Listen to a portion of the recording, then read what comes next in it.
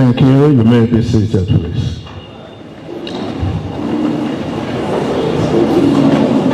Please, I want to plead with those at the back to please take your seats. Please let us put our phones in silent mode to enable us to have a robust interaction, please.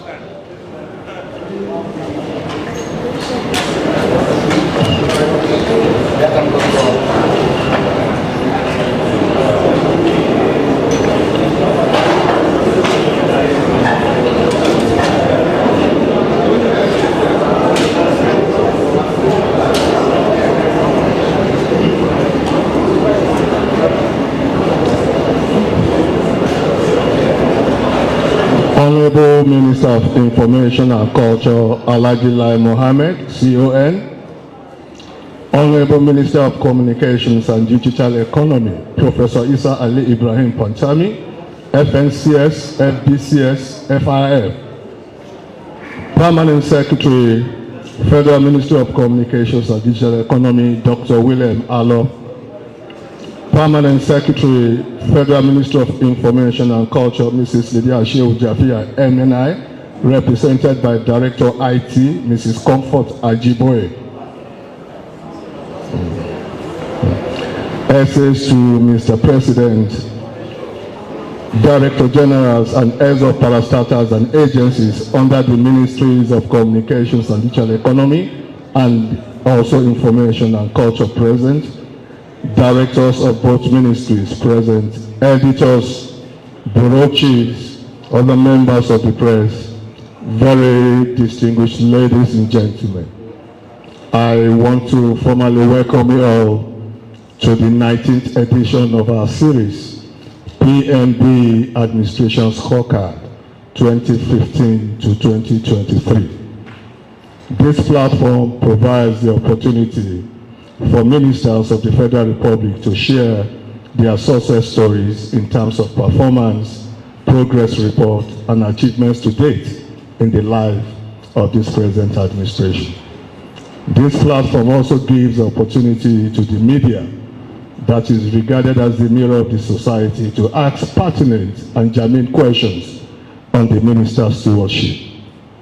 To those who have been following, the series has featured 18 ministers of the Federal Republic, and today we are featuring as our special guest the Honorable Minister of Communications and Digital Economy, Professor Isa Ali Ibrahim Pantami. Honorable Minister, I most sincerely welcome you to this engagement.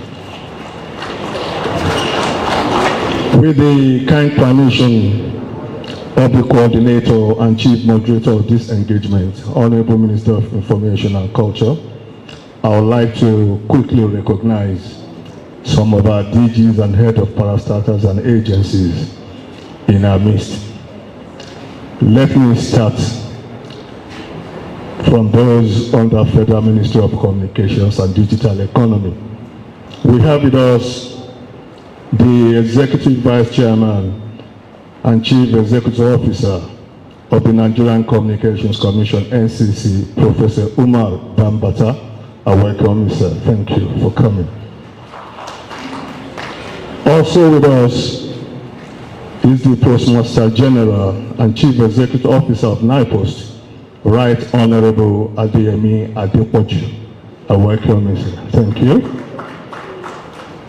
Also with us is the Managing Director, Nigerian Communications Satellite Limited, NICOMSAT, in the person of Engineer Tukur M. Lawal. I welcome you. Thank you for coming. Also with us, very distinguished ladies and gentlemen, is the Director General, National Identity Management Commission, NIMSI, Engineer Aliu Aziz. I welcome you, sir. Also with us, very distinguished ladies and gentlemen, is the National Commissioner and Chief Executive Officer, Nigerian Data Protection Bureau, Dr. Vincent Olatuji. I welcome you. From Federal Ministry of Information and Culture, we have the two essays to Mr. President attached to the Honorable Minister. We have Mr. Shegun Adeyemi with us. Mr. Adeyemi, I welcome you. Also with us Another essay to Mr. President, Mr. Williams Adeleye. I welcome you, Mr. Adeleye. Seated next to him is the Executive Secretary, Nigerian Press Council, Mr. Francis Nwosu. I welcome you, sir. Thank you. Also with us is the Managing Director and Chief Executive Officer of the News Agency of Nigeria, Mr. Buki Ponle. I welcome you, sir. With us also is the Director General, National Broadcasting Commission, Malam Balarabe Shehu Ilela. Very distinguished ladies and gentlemen, let me quickly walk you through what we have in the course of this engagement today. First, let me inform you that the engagement of today is beamed live by the Nigerian Television Authority, Federal Radio Corporation of Nigeria, and the Voice of Nigeria. It is also streamed live on the Federal Ministry of Information and Culture's social media Facebook platform, and also streamed live on Professor Issa Pantani's Facebook page. Very distinguished ladies and gentlemen, today's engagement will take this shape. The Honorable Minister of Information and Culture, Alhaji Lai Mohammed, will give the opening remarks.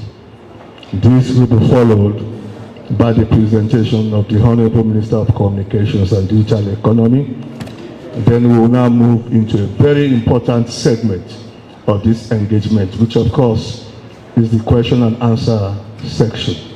This is specifically meant for gentlemen of the media.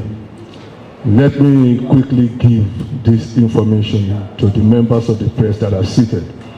When we get to this segment and you are recognized to speak, you tell us your name, the media organization you are representing, and please restrict your questions or your comments to the issues to be addressed by the Honorable Minister of Communications in the course of this presentation.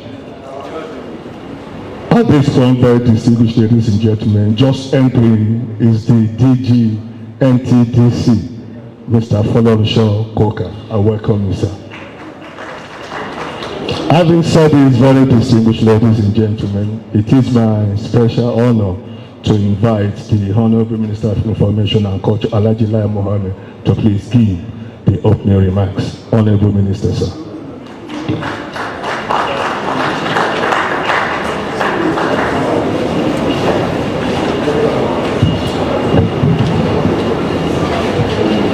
The Honorable Minister of Communication and the Economy, my brother, Professor Issa Ali Ibrahim Pantami, FCIIS, FNCS, FBC. Don't ask me what they stand for. The Permanent Secretary, Federal Ministry of Information and Culture, Ms. Lydia Shehu Jafia, MNI, who is today ably represented by the Director of IT, Mrs. Comfort Ajiboye. Permanent Secretary, Ministry of Communication and Economy, Dr. William Allo. Special Assistants to the President, Mrs. Shegun Adeyemi and Wes Adeleye. Directors General and CEOs of agencies under the two ministries, and directors from the two ministries, editors and bureau chiefs, members of the press, ladies and gentlemen. I welcome us all back to the PNB Administration Scorecard Series 2015-2023. This is the 19th edition of the series that we launched in October last year to massively showcase the achievements of the Buhari administration. As a quick reminder, we have hosted 18 honorable ministers so far.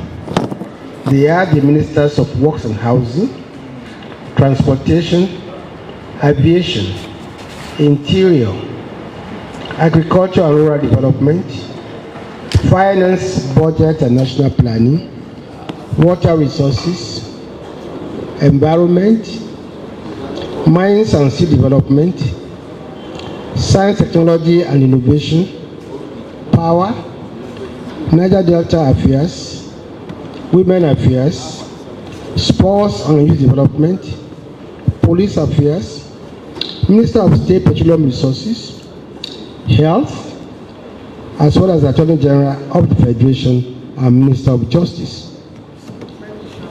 Before I invite to the podium our special guest of honor today, the Honorable Minister of Communication and Economy, let me quickly comment on an event that transpired between our last scorecard session and today.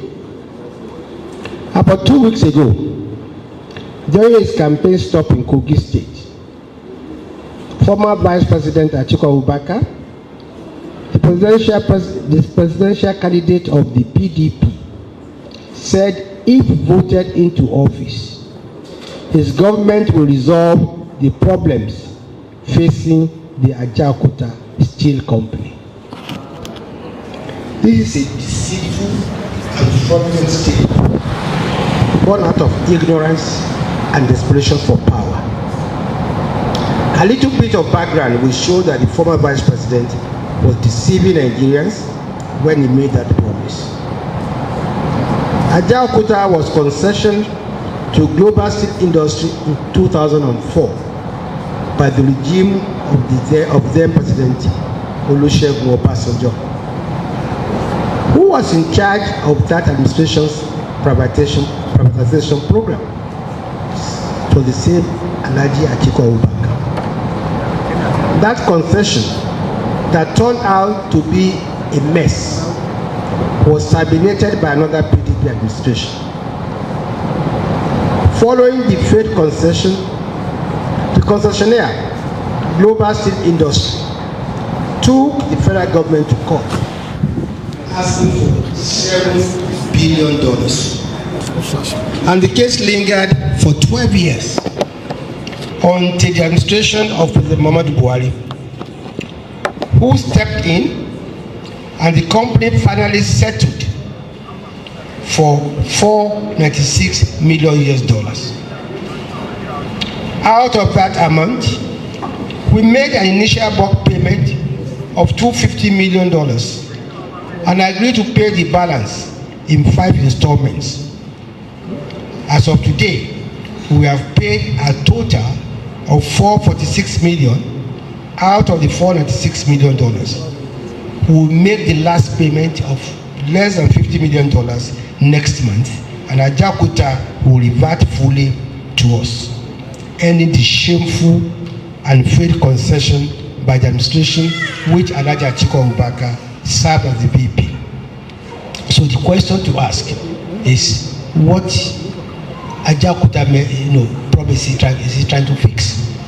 Now, we are talking to investors who are ready to bring their money into Ajaokuta to make sure it works.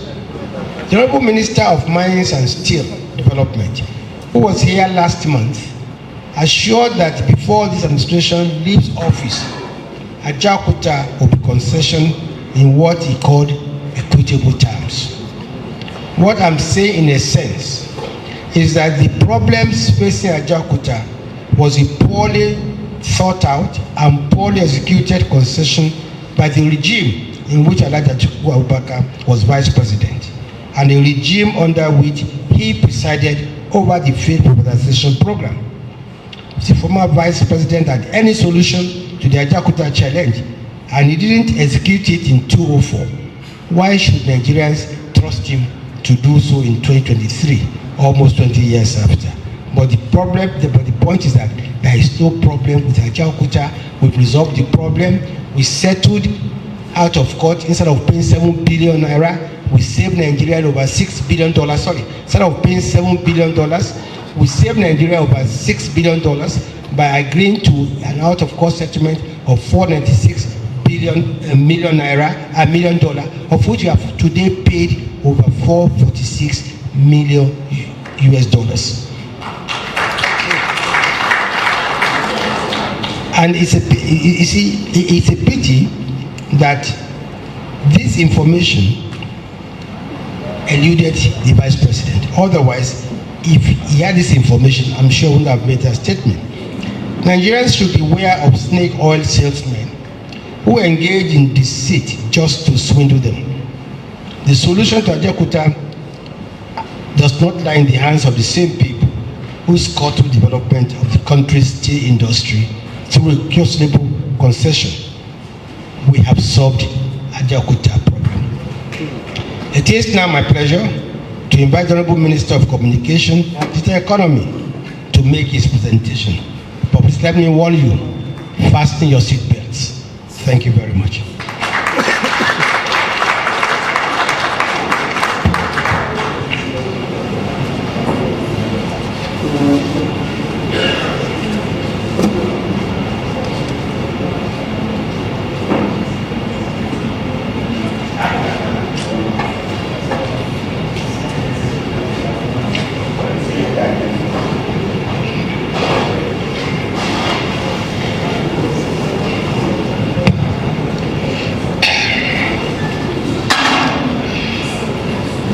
Our elder brother and also the Minister of Information and Culture, His Excellency Alhaji Lai Mohammed, my colleague, the Permanent Secretary of the Federal Ministry of Communication and Digital Economy, Dr. William Allo, the representative of the Permanent Secretary of the Federal Ministry of Information and Culture, two special assistants to His Excellency President Muhammadu Buhari, my colleagues, the CEOs from the Digital Economy Family, Executive Vice Chairman NCC, Professor Omar Garba Dambata, Dr. Vincent Olatunji, National Commissioner, Nigeria Data Protection Bureau, Engineer Muhammad Tukul Lawal, Managing Director, Nigerian Communication Satellite, Postmaster General of the Federation, Honorable Sunday Adepoju, DG National Identity Management Commission, Engineer Abdul Aziz Aliyu, and also the CEOs from the Ministry of Information and Culture family, DG National Broadcasting Commission, DG NOAA, DG Nigerian Tourism Development Corporation, and other CEOs here present, my colleagues from the ministry and the parastatals, ladies and gentlemen of the press, all other protocols duly and respectfully observed. Good morning to all of you, and may peace, mercy, and blessings of the Almighty be upon you. Firstly, I begin by appreciating our elder brother and also our colleague, the Minister of Information and Culture, for his effort in organizing this President Muhammadu Buhari's administration scorecard. This effort is highly commendable, and I want to use the opportunity to appreciate him. He has been on my neck for a long period of time to be here, but it becomes absolutely difficult for us to agree on the date. Even this time around, we agreed on the date while he was outside Nigeria and I was also outside Nigeria. We cross-checked our calendar and we agreed that this program should take place today. After 2 days he was contemplating, he contacted me once again, and I insisted that I will do the best I can to be here. I am grateful to the Almighty that I'm here with you today for the series, and I hope you will forgive me for the time it has taken for us to agree on the date and time for this briefing. Furthermore, I want to make a small amendment that the presentation, because of time constraint and other factors, will focus more from August 2019 to January 2023. That is 42 months approximately. And by implication, the presentation will focus on around 50% of the tenure of our principal, President Muhammadu Buhari, GCFR. Furthermore, I will not be able to go through the slides. We have produced 82-page slides. If I am to go through all of them, it could take me 5 hours to cover all of them. There is no doubt. Because of this, I will urge the team from the minister's office to liaise with my colleagues that are here. They will hand over the slides to them and also to the media team and representatives of other media stations or media houses. Because of this, I will only go superficially to maybe outline some of the major achievements of President Muhammadu Buhari's administration from August 2019 to January 2023, approximately 42 months. And I do hope that the superficial discussion will make us to appreciate the gist of the presentation and also the achievements. In addition, going through history, the Ministry of Communications at the federal level was established in 2011. Furthermore, it was redesignated in October 2019 as the Ministry of Communications and Digital Economy. At that time in 2019, when I was appointed on the 21st August 2019, we had around 5 parastatals under the supervision of the ministry, starting with the National Information Technology Development Agency, Nigerian Communications Commission, Galaxy Backbone Limited, Nigerian Satellite, Nichcomsat Nigerian Satellite Company, and also Nigerian Postal Service. And there are 2 important subsidiaries. One is National Frequency Management Council, which has been established by NCA Act 2003, being chaired by the Minister in charge of communications, and also Universal Service Provision Fund, which is being hosted by NCC, and it has also been established by NCA Act 2003. By October 2020, His Excellency President Muhammadu Buhari directed me to supervise the National Identity Management Commission. This brings the total number to 6. And also in February 2022, he approved the establishment of another institution which has been named as the Nigeria Data Protection Bureau, and that one was also brought under our humble supervision. So all in all, we have 7 parastatals and 2 subsidiaries. So the presentation to be made will accommodate all the policies developed by the ministry, supervised by it, and being implemented by these 7 parastatals and 2 subsidiaries. Furthermore, in order to make the presentation much easier, our elder brother has earlier briefed media, and I personally watched it, that His Excellency President Muhammadu Buhari has directed the Office of the Secretary to the Government of the Federation to engage independent consultants to evaluate the performance of each and every ministry and its parastatal and all our sectors of the economy. This was done through engaging Foreign Commonwealth and Development Office in the United Kingdom and also KPMG in collaboration with OSGF. They evaluated, and the scorecard was presented during the last ministerial retreat in the State House on the 17th and 18th of October 2022 in the presence of His Excellency President Muhammadu Buhari, Vice President Professor Yemi Oshimbajo, President of the Senate and Speaker, among other senior government officials from the executive and the legislative. I will go through the scorecard briefly, which to me is much easier than to present our evaluation. Because if I'm here to present our performance, it could look somehow suspicious. A situation where you write an examination and you mark your examination and you grade yourself and you assign a grade to yourself, then it becomes difficult. So I think it is better for me to be the student writing the exam and allow another independent organization to evaluate.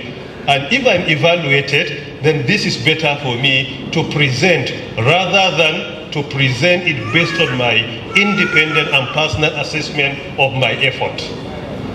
In addition, when I explain this, I will be able to go through some of the major initiatives of His Excellency President Muhammadu Buhari in the digital economy sector that led us to where we are today.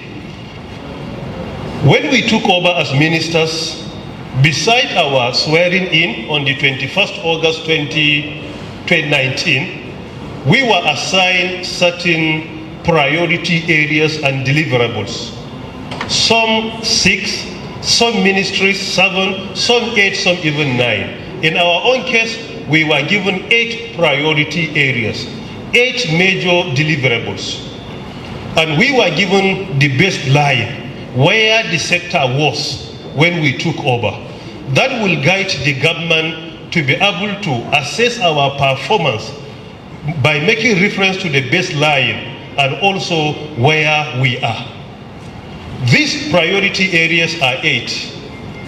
We have been assessed by these independent consultants of Foreign Commonwealth and Development Office, KPMG, in collaboration with the Office of the Secretary to the Government of the Federation. With all sense of humility, in the digital economy sector, His Excellency President Muhammadu Buhari, based on this independent assessment, obtained A+ in each and every priority area.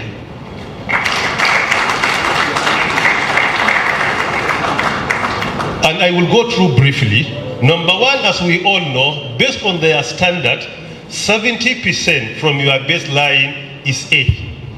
So from 70 to any point is A.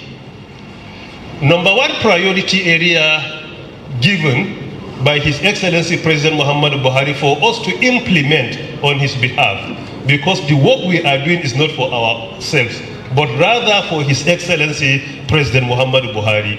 We are only his appointees. So by implication, any appointee is implementing the mandate of the one who has appointed him. So under number 1 is to ensure broadband penetration in Nigeria. Under broadband penetration in Nigeria, based on that independent assessment, His Excellency President Muhammadu Buhari obtained 134%. By implication, 54% more than the baseline of A. 64% more than the baseline of A, because from 70% to 134%, from the baseline of A, we got additional 64%. Number 2 is to execute a strategy for 4G deployment in Nigeria. This is the second one. Under the second one is 127%. So by implication, it's also 57% more than the baseline of A. And also, number 3 is to develop policy that will guide towards the digitalization of government processes, functions, among others. Under that one is 99%. And number 4 also is to develop the national digital economy policy and strategy and implement it. Under that one, His Excellency President Muhammadu Buhari obtained 103%. Number 5 also is to support the enrollment of national identity in Nigeria. Under that one, he obtained 86%. And also, number 6, to increase, to optimize revenue generation through our licensees and others. Under that one, His Excellency President Muhammad Buhari in the digital economy sector obtained 594%. 594%. Number 7 also is to partner with the private sector and create many more jobs for our citizens. Under that one, he obtained 111%. And number 8, which is the final one, is our empowerment of our citizens, particularly the policy statement made by His Excellency President Buhari of lifting out 100 million Nigerians out of poverty by 2030. Under that one, on his behalf, we obtained 137%. So these are the 8 priority areas of His Excellency President Muhammadu Buhari's administration in the digital economy sector, based on the independent assessment of our Foreign Commonwealth and Development Office and KPMG in collaboration with the Office of the Secretary to the Government of the Federation. That aside, furthermore, let me make an attempt briefly to explain what we have implemented in the sector on behalf of His Excellency President Muhammad Buhari that brought about this success and this performance based on these independent assessors. Starting with the broadband penetration. What is most important, we have taken some steps before we commence the implementation of these priority areas. Firstly, when we took over, the ministry was named as the Ministry of Communications. We studied the mandate of the ministry, the activities of the ministry and its parastatals. We discovered at that time most of the functions and policies were obsolete, not up to global best practice. It is because of this we sent a proposal to His Excellency President Muhammadu Buhari, firstly to redesignate the ministry, secondly to amend the mandate of the ministry and its parastatals. His Excellency President Muhammad Buhari approved our request on the 17th October 2019.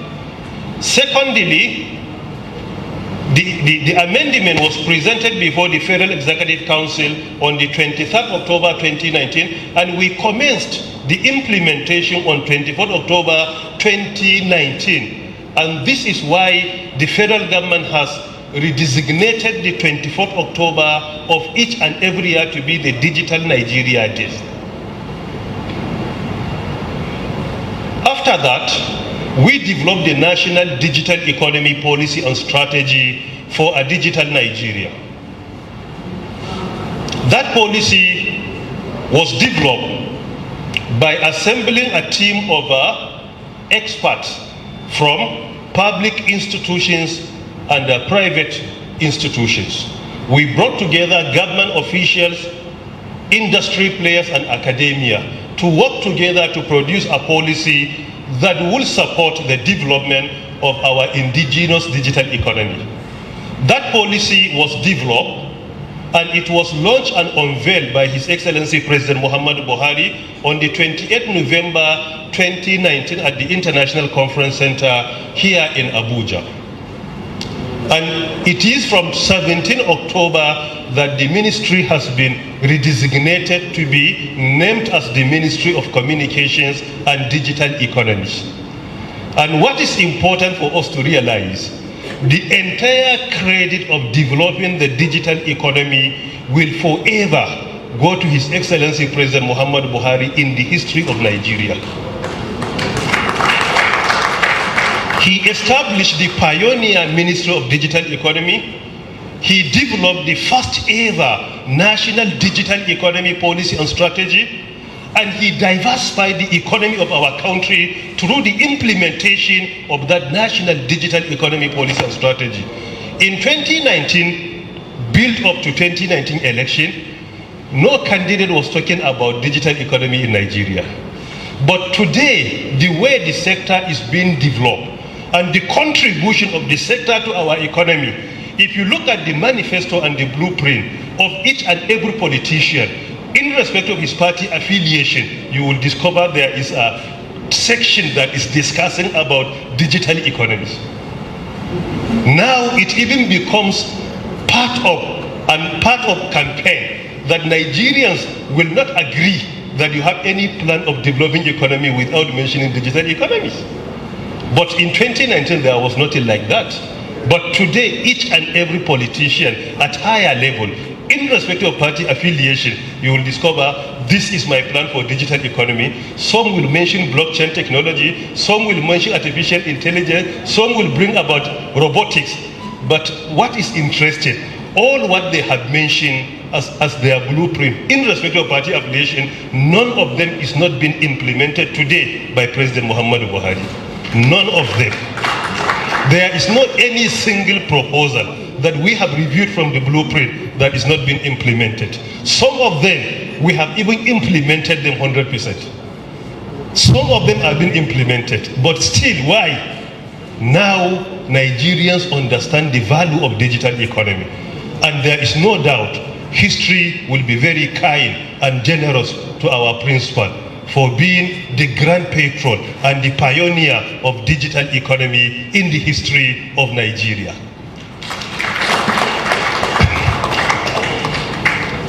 In addition, in the National Digital Economy Policy and Strategy for a Digital Nigeria, there are 8 pillars, and I will go through them briefly. Pillar number 1 is developmental regulation. Pillar number 2, digital skills and literacy. Pillar number 3 is solid infrastructure. Pillar number 4 is service infrastructure. Pillar number 5 is digital services development and promotion. Pillar number 6 is soft infrastructure. Pillar number 7 is digital society and emerging technologies. Pillar number 8 is indigenous content development and promotion. These are the 8 pillars we have developed in order to ensure the development of indigenous digital economy in Nigeria. And all these pillars are being implemented today. The baseline in 2019, we inherited only one policy in the entire ICT sector in Nigeria. Only one valid national policy. But today, we have a minimum of 19 national policies that are being implemented. The umbrella policy is the National Digital Economy Policy and Strategy with acronym of INDEPS. The acronym is INDEPS. So I will continue to make reference to INDEPS in order to save time. But in an attempt to implement all these pillars, 8 pillars, we develop other policies in order to cascade and make it easier for government parastatals and the private sector to implement the policies. We have around 19 national policies that have been implemented. But in 2019, we inherited only one. And even that one was developed by the support of the Republic of Korea. While today, the 19 national policies, at least 18 of them have been developed completely locally. While one of them, we develop it in collaboration with other international organizations. So number 1, we have the National Digital Economy Policy and Strategy for a Digital Nigeria. Number 2, we have the roadmap for the implementation of our INDEPS. Number 3, we have Nigerian National Broadband Plan 2020-2025. Number 4, we have the national policy for the promotion of indigenous content in the telecommunications sector. Number 5, we have the SIM and NIM registration policy. Number 6, we have the national revised NIN and SIM registration policy. Number 7, we have the national policy on communication satellite. Number 8, we have the national policy on 5G for Nigeria's digital economy. Number 9, we have national policy on device management system. Number 10, we have national policy on visa installation for Nigerians. Number 11, we have national digital innovation and entrepreneurship policy. Number 12, we have national top government level domain.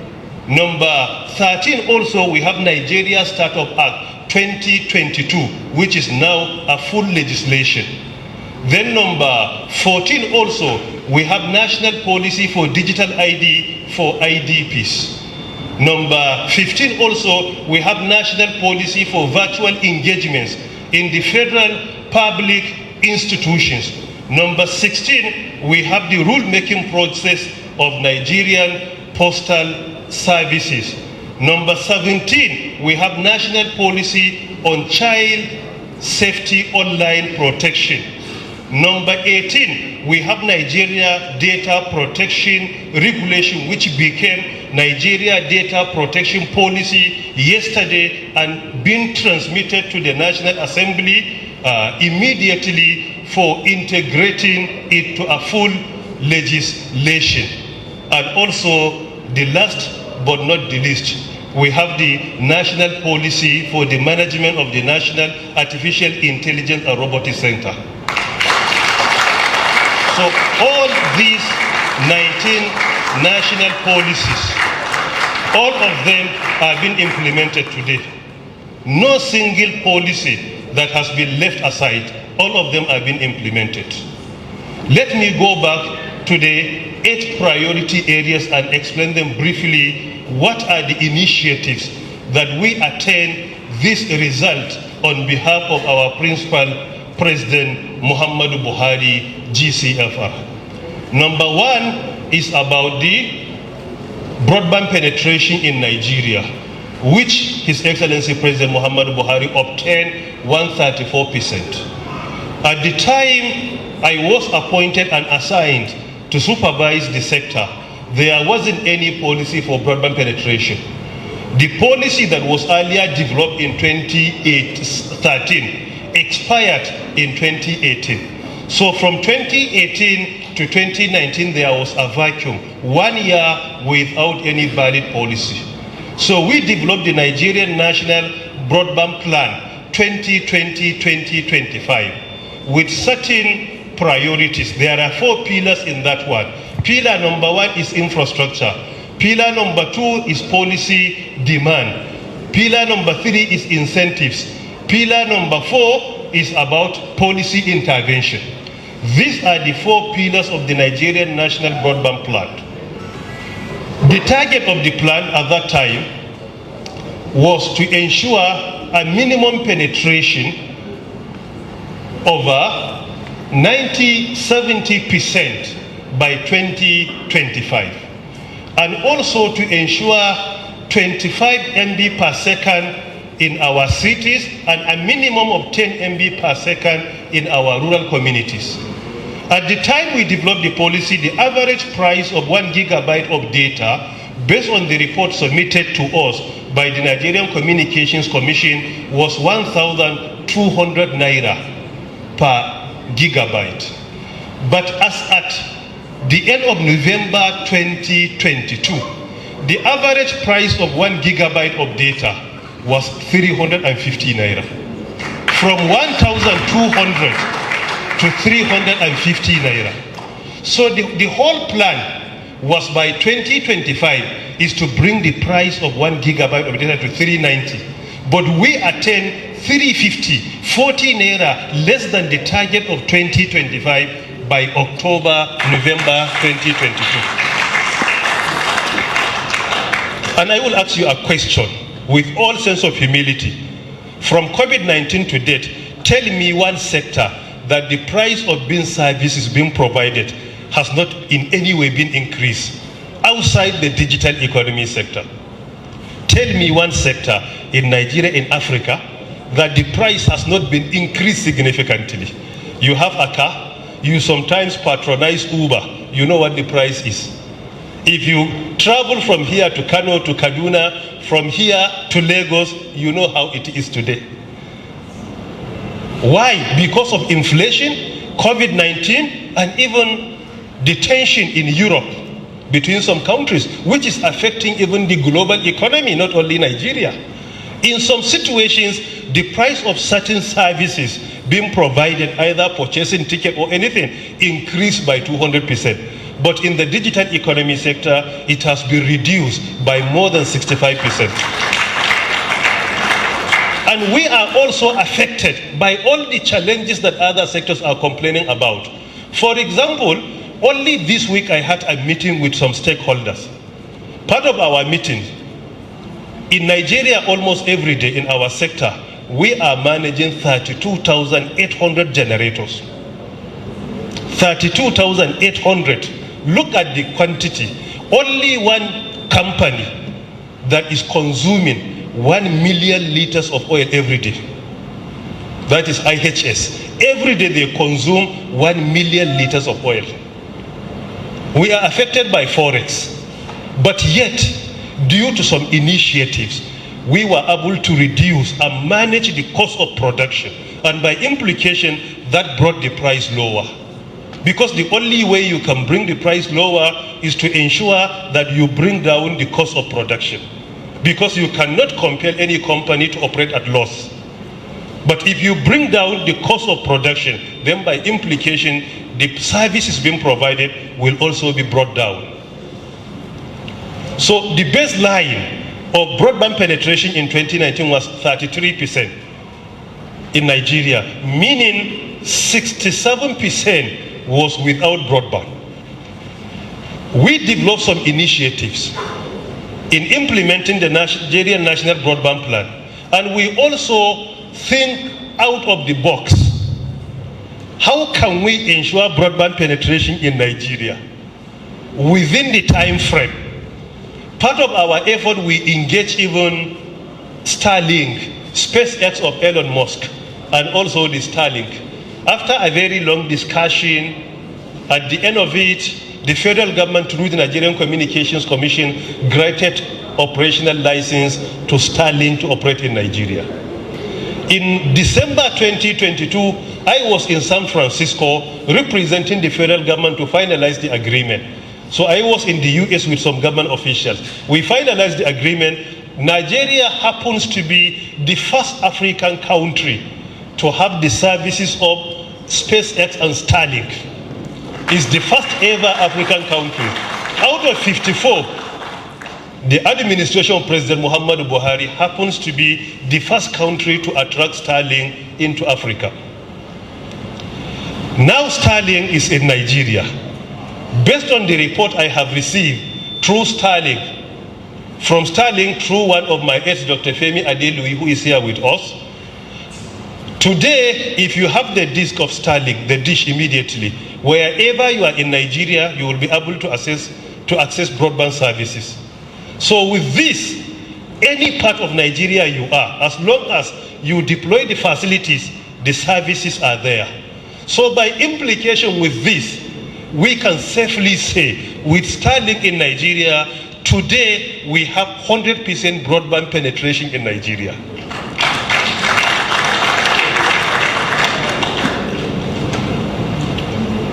Furthermore, because of time constraint, let me go to the second priority area.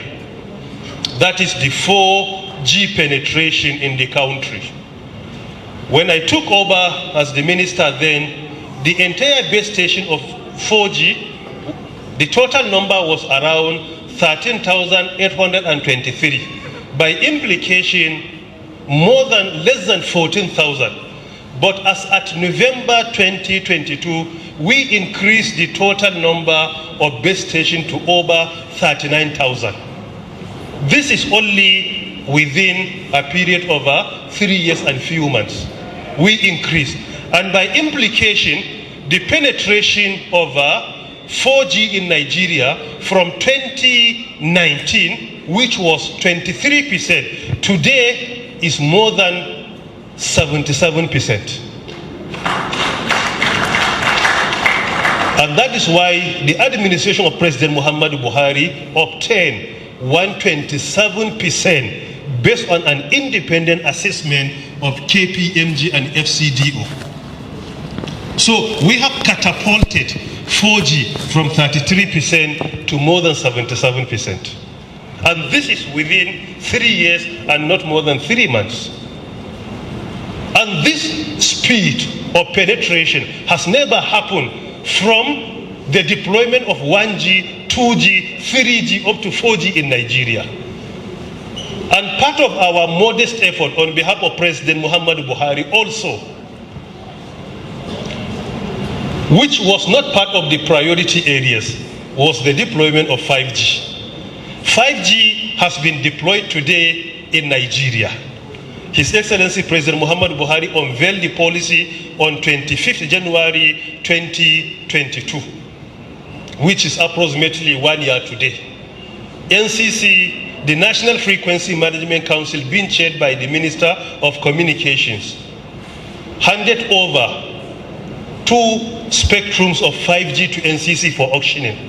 NCC conducted a very transparent auctioning in which 2 winners emerged. Both of them commenced the deployment of 5G in Nigeria today.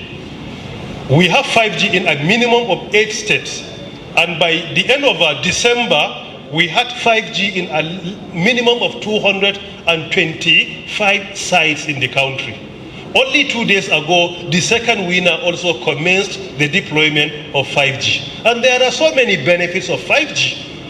Revenue generation for government, economic development, helping our security institutions, among many other benefits.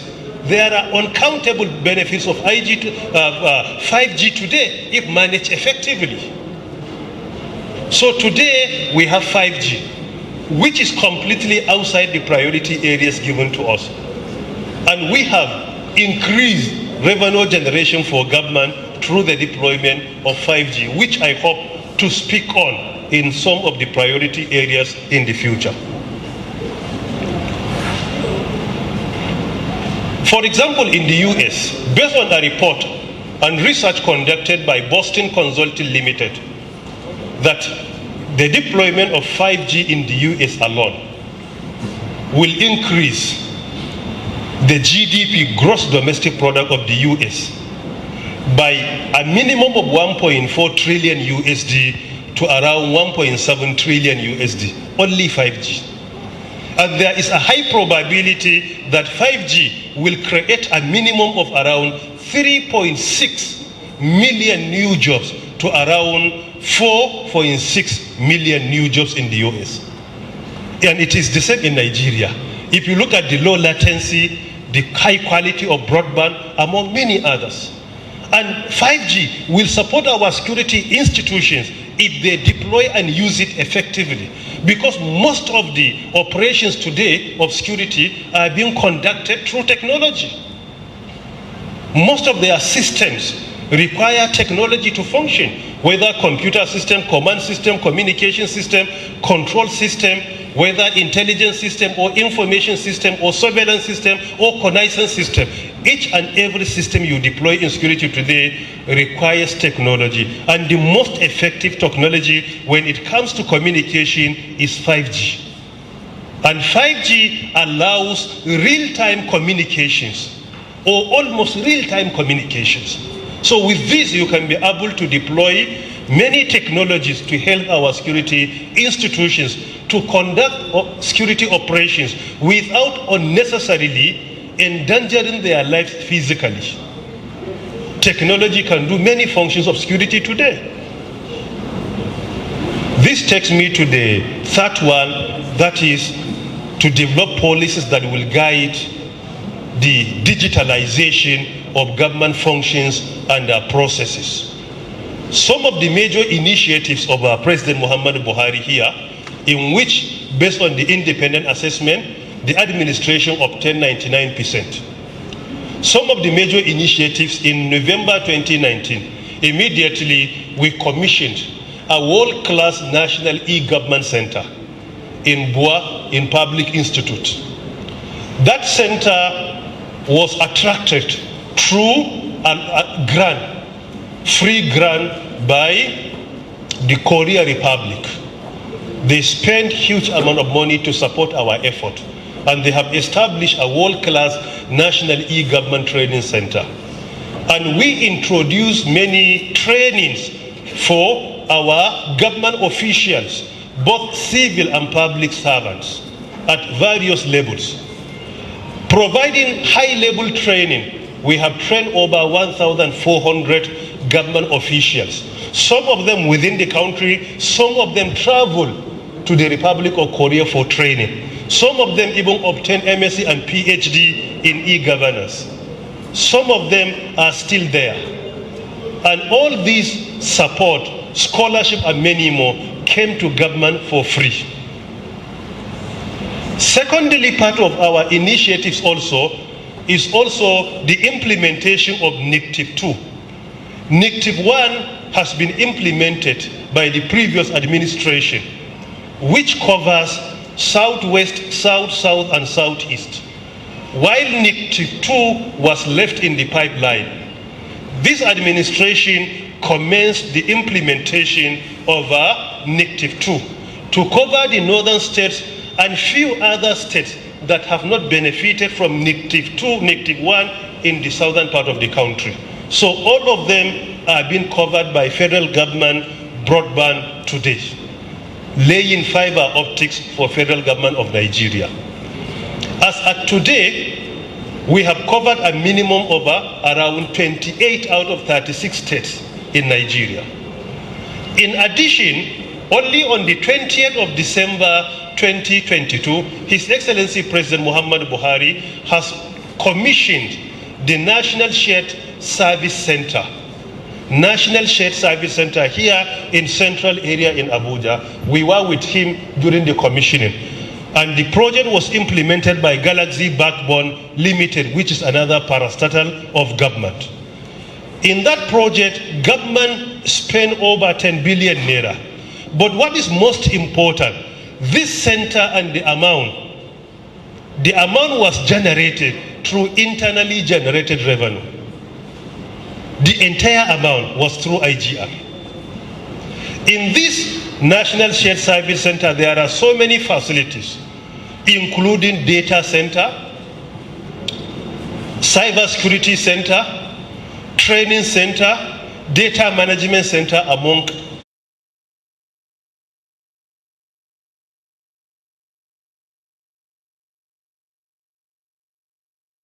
His Excellency President Muhammad Buhari could also be in Kano in order to commission another data center, Tier 4 data center in Kano.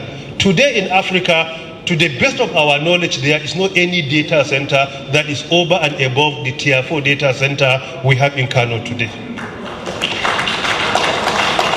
Outside Abuja, it is the first ever data center in northern Nigeria with that capacity. This is part of our effort in order to ensure the digitalization of government functions and services and processes, as the case may be. You cannot digitalize government without data centers. You need to know where to keep your data. In addition to cloud computing facilities we have backup of cloud computing facilities also in Nigeria today. Part of the effort of President Muhammad Buhari's administration when it comes to digitalization of government services is the development and implementation of the national policy for virtual engagements in the federal public institution. Before the development of this policy, virtual engagements in Nigeria were not formal and official. It is only with the development of this national policy in October 2020 that virtual engagements, virtual meetings and others have been institutionalized and formalized in Nigeria. Prior to that, they were informal. But today, they have been formalized. To the extent that government has been saving huge amount of money through the implementation of this policy. Many meetings take place today virtually. And even at the Federal Executive Council, we introduced the first ever administration to introduce virtual meetings.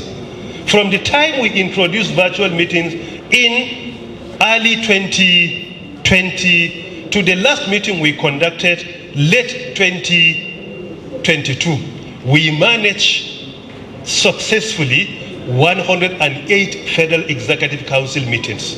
108. And throughout history, from the first one to 108, there wasn't any security breach.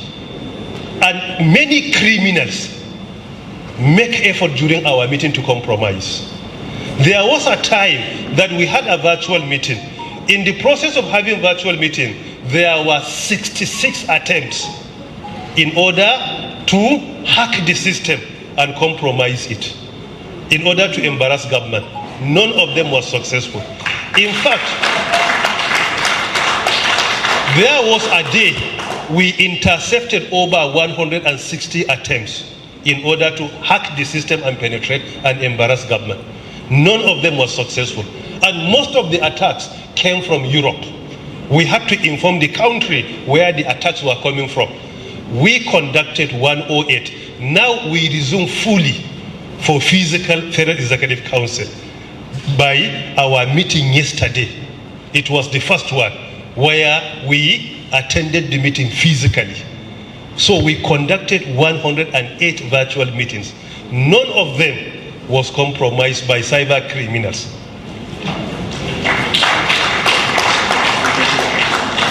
In addition to National Economic Council meetings, many of them took place.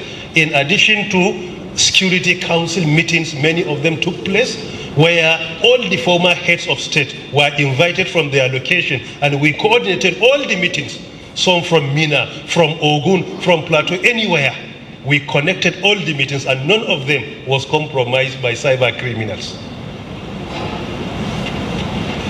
Through IT project clearance of the National Information Technology Development Agency, we have approved the implementation of and the automation of over 1,600 government projects in Nigeria.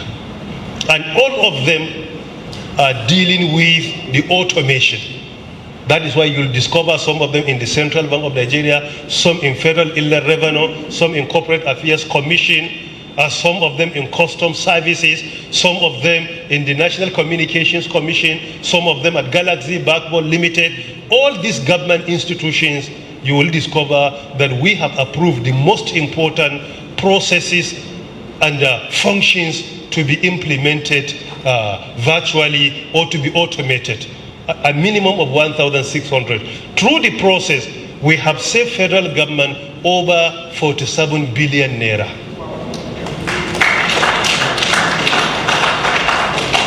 Because of time constraint, let me go to the priority area number 4. That is the development and implementation of the National Digital Economy Policy and Strategy for a Digital Nigeria. I explained that earlier. I don't need to go back to it and speak on it extensively. The policy has been developed and it is now being implemented. In the course of its implementation, a lot has been achieved. Most importantly, if you look at the way the contribution of ICT to GDP is increasing, the administration of President Muhammad Buhari has set 3 unprecedented records of ICT contribution to GDP in Nigeria. The first one in the first quarter of 2020. We set a new record of 14.07%. At that time, ICT has never contributed that. The second one, in the second quarter of 2021, ICT contributed 17.92% to our GDP. It's another new record.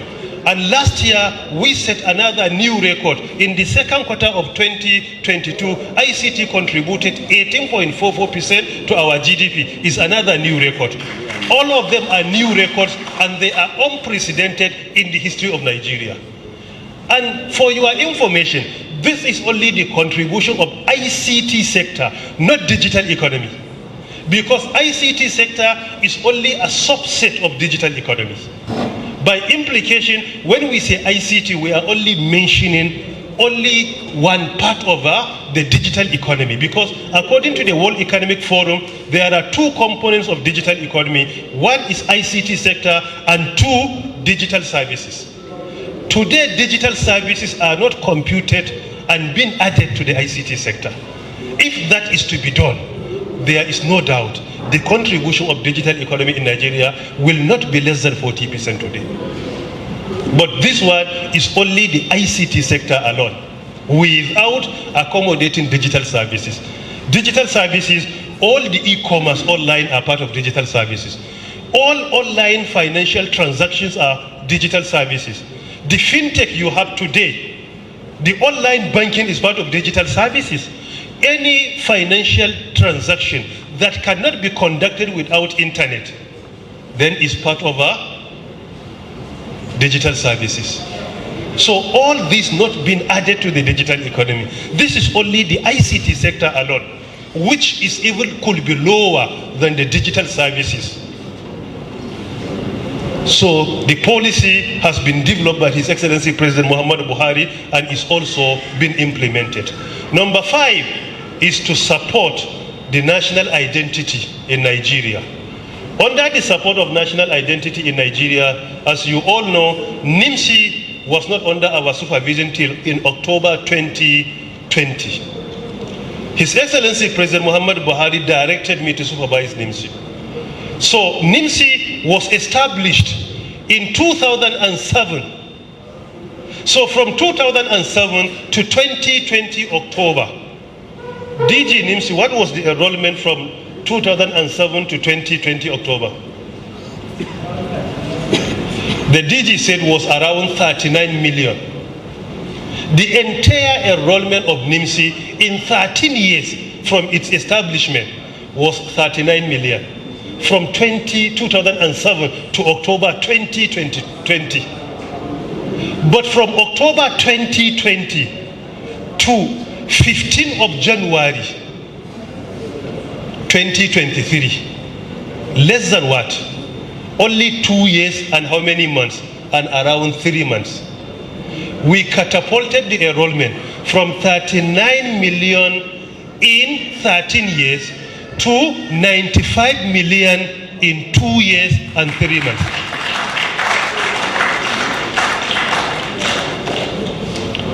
And this, we achieved this without any major intervention. We were using the obsolete infrastructure.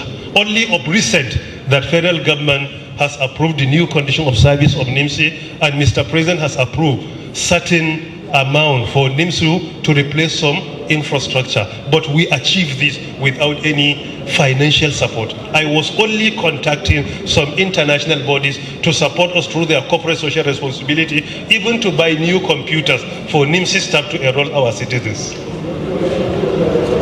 But we were able to look at it from 39 million in 13 years to more than 95 million. And this, what is the addition? We achieved more than 56 million in 2 years and 3 months, while we inherited 39 in 13 years.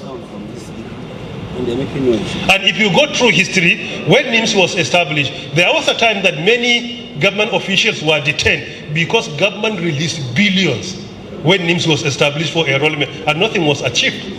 Go and check it. I don't want to mention names. Many people were detained. Why? Because money was released and they couldn't use it. Only 39 million in 13 years.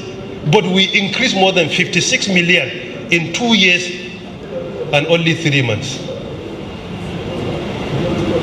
And I do hope soon we will hit 1 million. So with this more than 95 million, only 3 African countries have more than 95 million citizens: Nigeria, Ethiopia, and Egypt.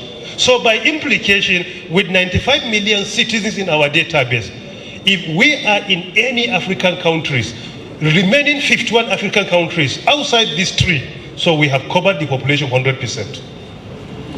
Only 3 countries in Africa are more than 95 million people: Nigeria, Ethiopia, and Egypt. But all the remaining are less than that. This is another very important achievement of President Muhammad Buhari's administration, which is indeed very critical, because there is not any responsible country in the world without its own digital ID. In the US, they have social security number. In the UK, they have national insurance number. In Saudi, they have their Ikama number. In India, with their population of 1.3 to 1.4 billion people, they have Aadhaar number. No any responsible country without a form of digital ID or their form of identification is key for our education, key for our health, key for our national development, key for our budget. Whatever you do, you need to have an effective national database that will guide government to take an informed decision and implement it. But without, you cannot do anything. We live in a situation where we are estimating our population with plus minus 10 million. This cannot be tolerated. So, and by having this national database, it will support security institutions, even in the course of their investigation. That is why when we reintroduced the enrollment and the enforcement, there was agitation, intimidation from everywhere, attacking us, but we resisted, and now it becomes history. Why? Because criminals fought back. They engage people from civil societies, some of them from media, just to blackmail us. Why? Because of that. But we resisted. And His Excellency President Muhammad Buhari stood by us, and now it's history. Many felt that even when they failed to verify their NIN and SIM, their SIM will not be blocked. So where are they today?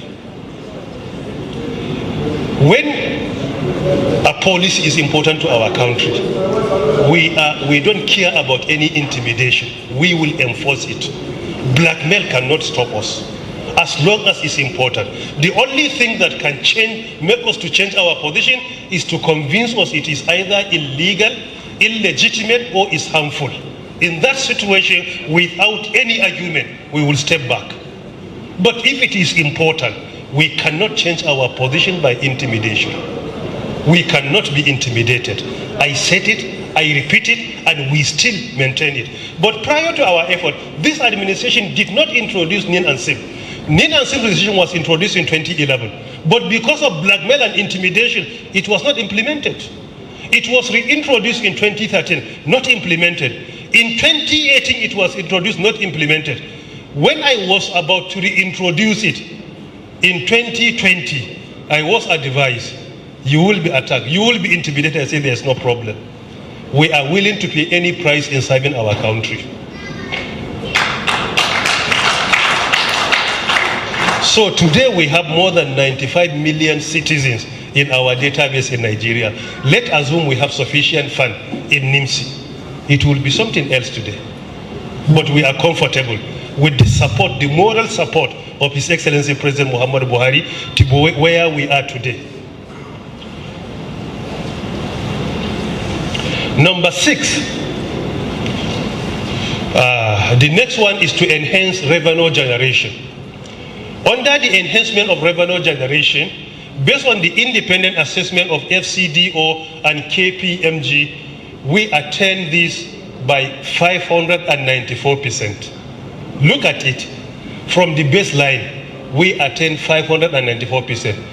Federal Foreign Commonwealth and Development Office and KPMG verified all our remittance to government from the sector, directly from our institutions, and others being supervised by the ministry and the parastatal being remitted through another institutions. We increased quarterly revenue generation from 51 billion naira quarterly to more than 408 billion naira. From 51 billion to more than 408 billion. This is only in 3 months. So this is what brought about an increase of 594% in revenue generation. Through blocking leakages, introducing new policies that will make the sector more profitable, that will make it more effective, and that will make the sector to continue to be the key enabler of all other sectors of our economy in Nigeria. And this is the situation today.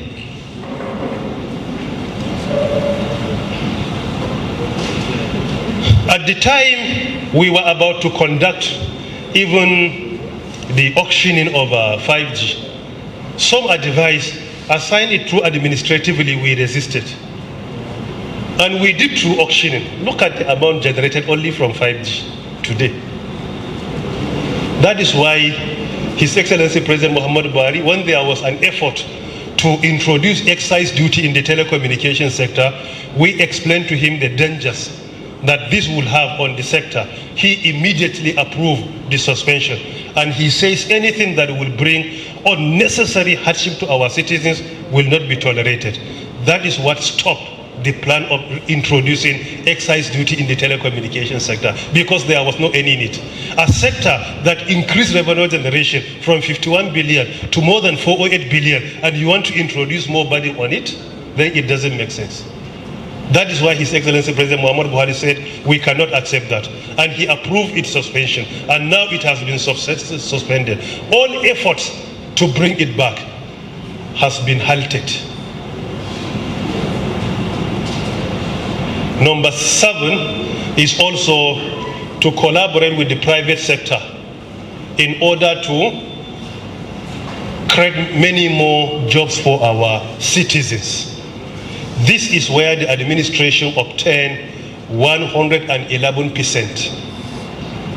And based on our assessment within the parastatals we supervise, we have created new jobs, 2.2 million new jobs in Nigeria in the last 3.5 years. 2.2. And in this regard, we documented all the statistics. 2.2 million jobs within the digital economy sector. Don't forget the negative effect of COVID-19. Don't forget Russia-Ukraine crisis. Don't forget other factors. And part of the implementation of the executive order, which was signed by the then acting president, the current vice president, Professor Yemi Osinbajo, on the 1st May 2017, and the presidential order signed by His Excellency President Muhammad Buhari on 12 February 2018. These two executive orders have mandated government institutions to prioritize our indigenous content in deploying any technology, in patronizing any product. And we should also prioritize Nigerians when it comes to engagement for contract or any other activities. In the course of its implementation, we have achieved a lot. There is no time to elaborate. But when I was assigned to supervise the sector, there was a time that only one Nigerian was a CEO among the major operators in Nigeria. As at last year, we had to compel the operators. We reached a situation that all their CEOs were Nigerians.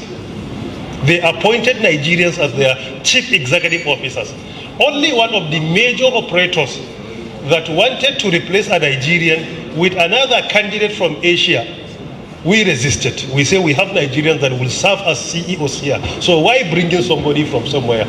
So they had to negotiate and elevated a Nigerian to be the CEO of Africa in charge of 54 countries before we allow somebody from Asia to be a CEO of Nigeria. So by implication, we have been integrated as well. But previously, it was not implemented. And number 8 also, empowerment for our citizens. We obtained 137% on behalf of His Excellency President Muhammad Buhari, GCFR. That is the empowerment is 137% based on the independent assessment. The empowerment, we have so many initiatives. We introduced what we call Digital Nigeria. Through Digital Nigeria, we lobbied for so many opportunities for our citizens to benefit from. In October 2022, we signed an MOU with Microsoft Corporation to train 5 million Nigerians for free and to provide cutting-edge digital skills for them, high-demand digital skills for them. We have also introduced 1 million developers that His Excellency President Muhammad Buhari unveiled on the 20th of December 2022, in which we plan to develop 1 million developers in Nigeria. Why? Because skills are key today.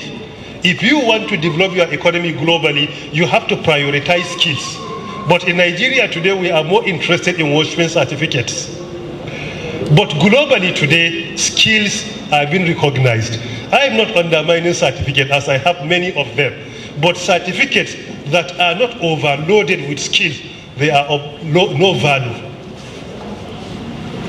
Through skills exportation, India produced the Vice President of the United States of America. Through the exportation of skills, India today produced the Prime Minister of the United Kingdom. Why is through skills, not certificate? Through certificate, you cannot do that. You cannot take your PhD and become there just by having PhD, but through your skills. So we are not undermining skills. But what is important, skill certificates must be overloaded with skills. And we must prioritize that. It is this initiative that brought about many policies of government that we are implementing today. And our effort is yielding a positive result.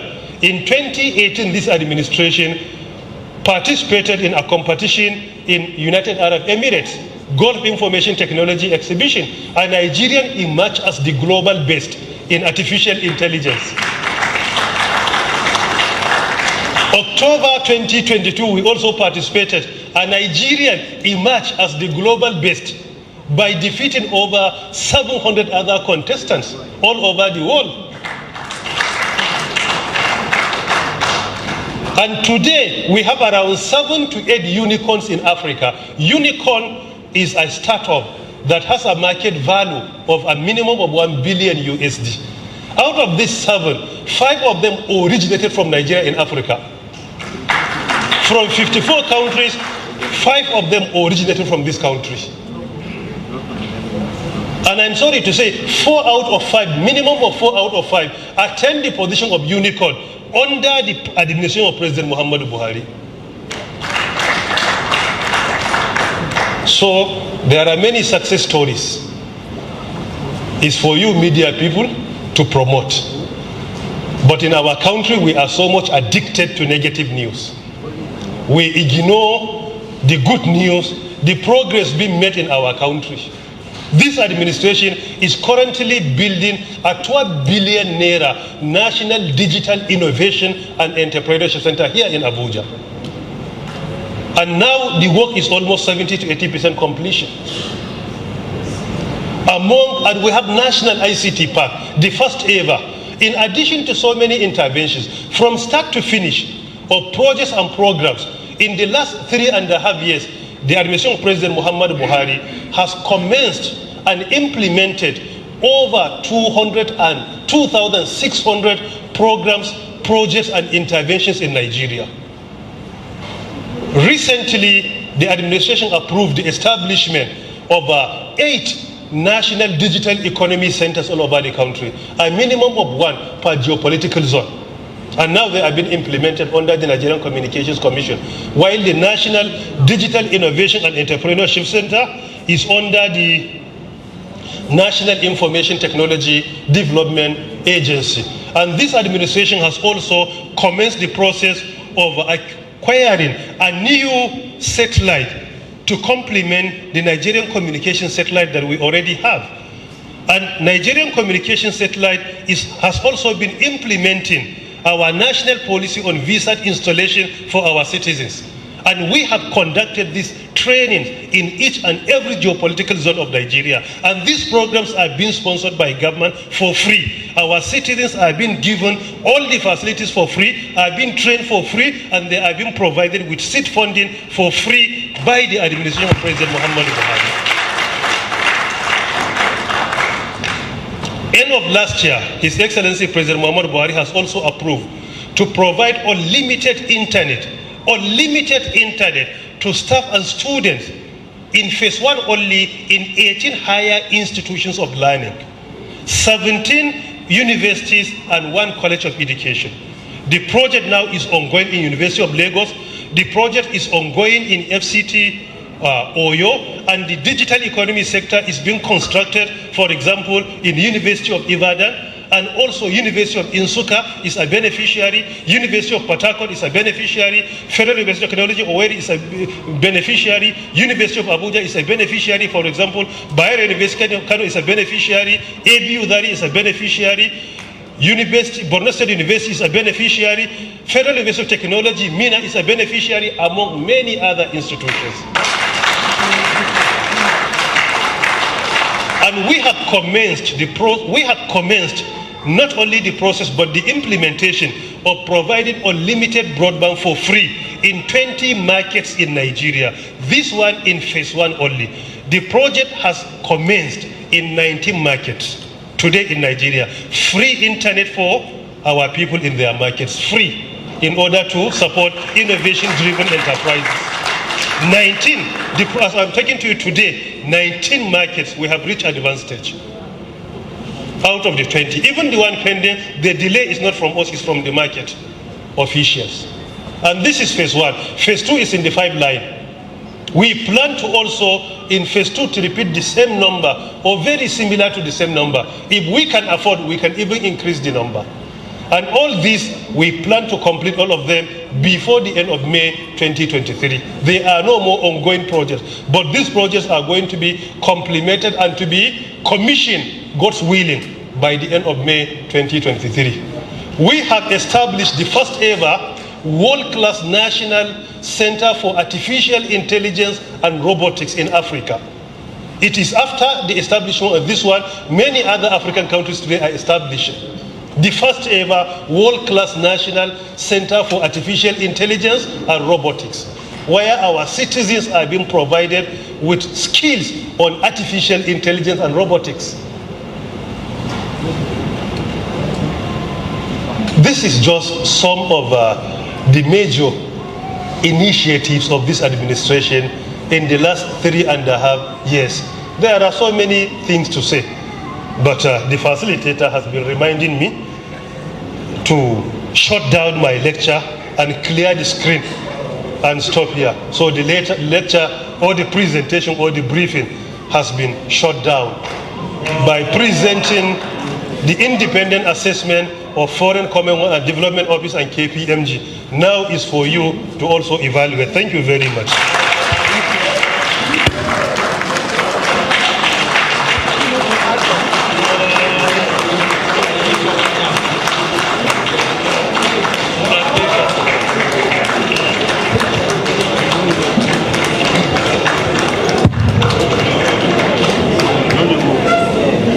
Thank you very much. Very distinguished ladies and gentlemen.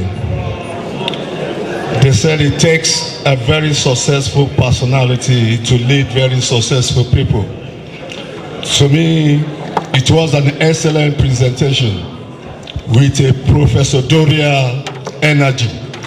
Let's give the Honorable Minister an applause, please.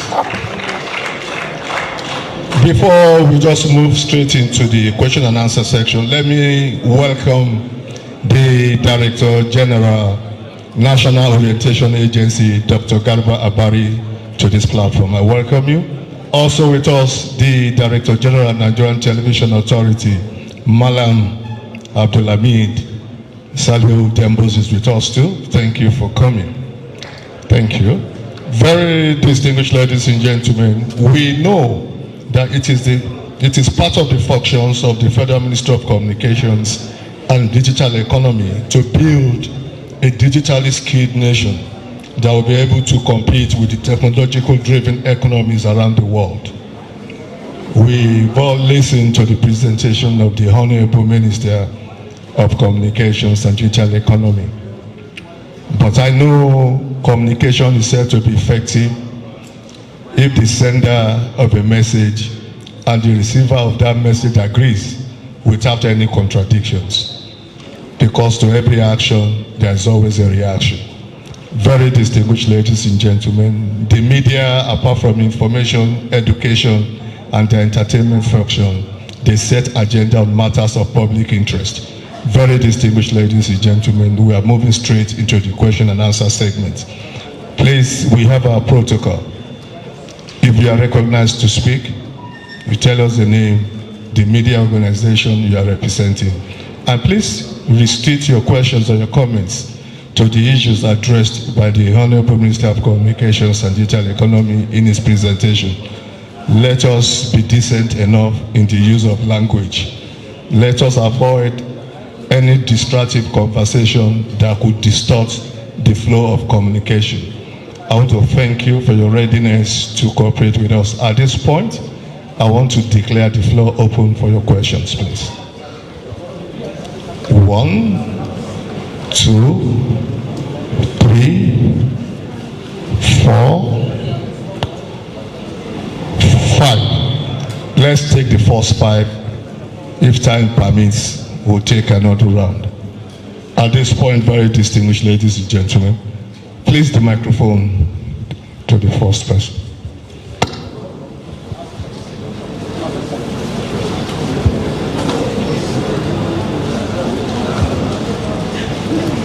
Honorable Minister. Please, the Honorable Minister says you will rather take each question, answer the question, then another question will come. So please, he will depart a bit from the normal system where we ask all the questions and he takes all the he gives all the answers. So please go ahead. Honorable Minister, my name is Yusuf Ali. I work with the Nation newspaper. I want to join others to congratulate you for making presentation of the cuff in an excellent manner.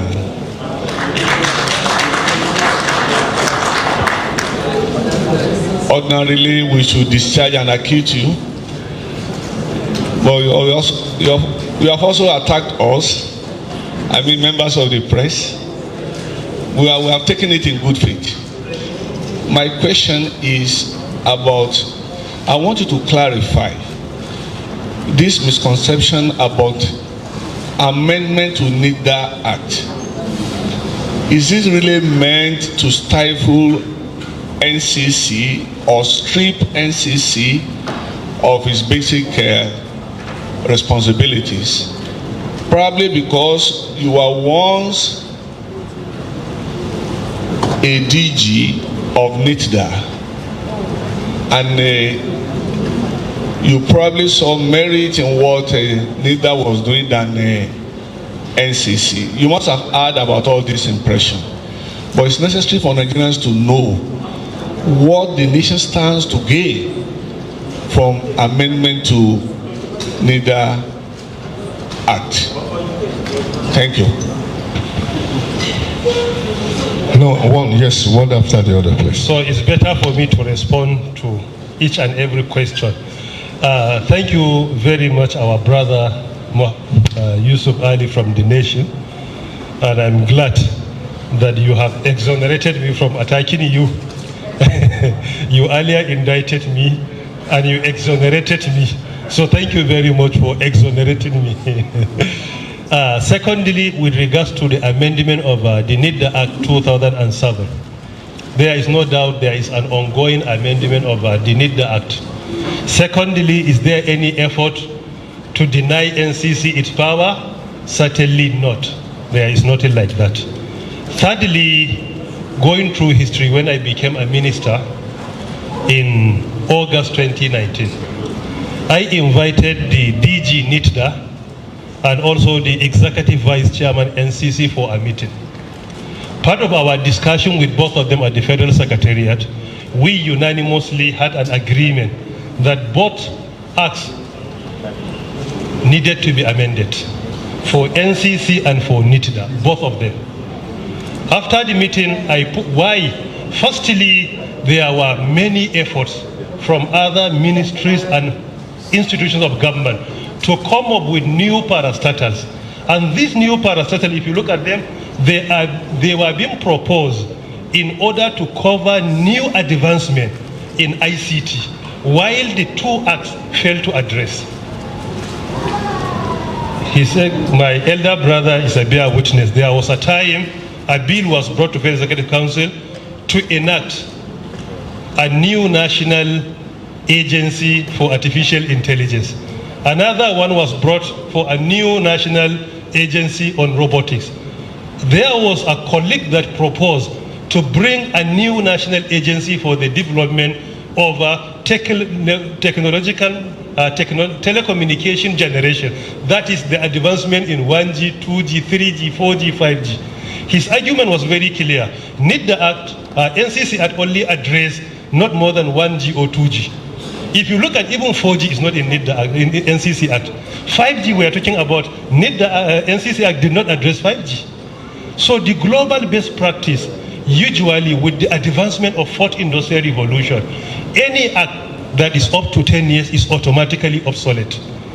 NCC today, they don't have even 4G in their NCA Act 2003 because the act is 20 years old. NIDA Act today is 15 to 16 years old.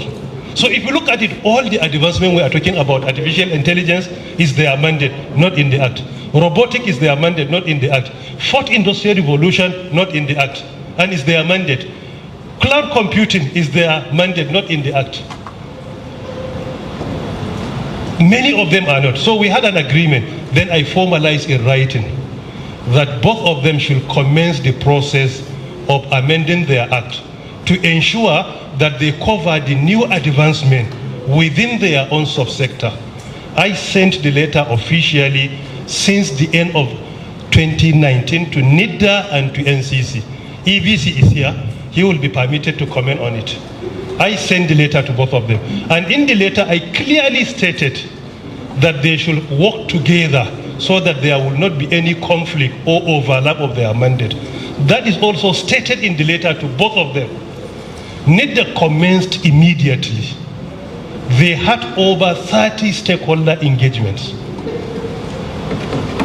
And I contacted them, they said they have been engaging with NCC, no any complaint. They have been updating me. For NCC, I'm yet to get any report, but EBC is here to update us. So this is what happened.